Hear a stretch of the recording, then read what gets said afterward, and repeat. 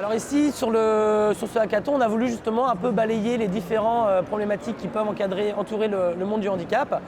Ce qu'on fait, c'est développer un projet, le mettre en ligne avec les plans de montage, le programme informatique s'il en est pour le faire fonctionner, et une liste de matériel qui permet de fabriquer ça. Le thème de la solidarité là-dedans, c'est je partage mon intelligence au profit des personnes en situation de handicap pour justement améliorer leur quotidien et qu'une personne malentendante ne se retrouve pas derrière la vitrine d'un prothésiste en bavant devant un appareil qu'il n'est pas capable de se payer. Les gens, j'arrive à sonner. Et en fait, ce mouvement de Maker m'a porté et appris qu'on pouvait partager finalement des ressources, des connaissances entre personnes. J'aimerais bien me fabriquer une prothèse en 3D. En tout cas, une main, je vais commencer avec une main en 3D. Après, on verra pour la prothèse. Voilà, je voudrais demander des renseignements, du coup, voir comment eux, ils ont fait, comment ça se passe. Et voilà, et puis bon, comme ça, je ne me sentirai pas toute seule. Ah oui, ça peut faire... 3 ans. On peut toujours mettre une électrode sur juste un côté et puis que ça se referme automatiquement. Ouais.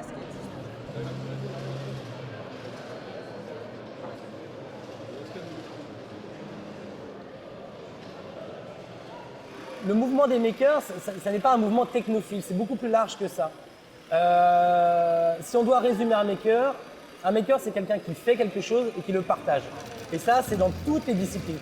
C'est-à-dire qu'ici, là, juste derrière moi, vous avez des étudiants, des retraités, des actifs, des valides, des non-valides, des invalides, plein de gens qui sont en train de travailler ensemble, qui se rendent compte que les compétences des uns des autres font que ça gomme tous les défauts des uns des autres.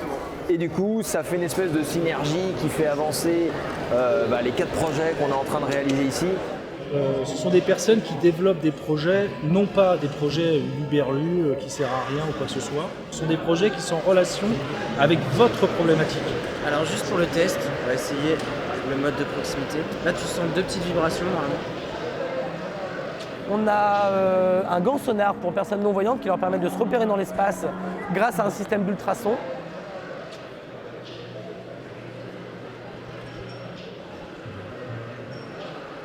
Un fauteuil roulant électrique qui est construit là-bas.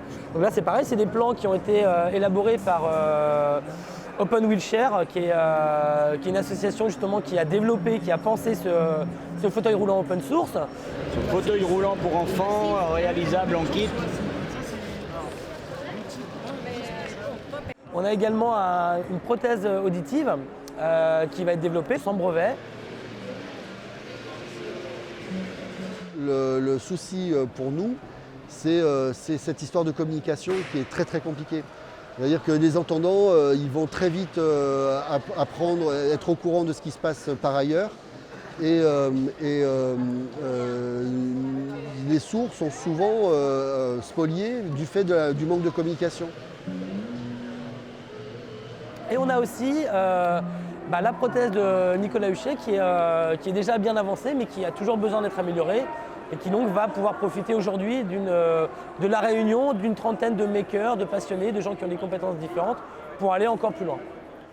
Voilà, elle est déjà toute ouverte, ça c'est l'ordre de toute ouverte, mais maintenant si je fais comme ça,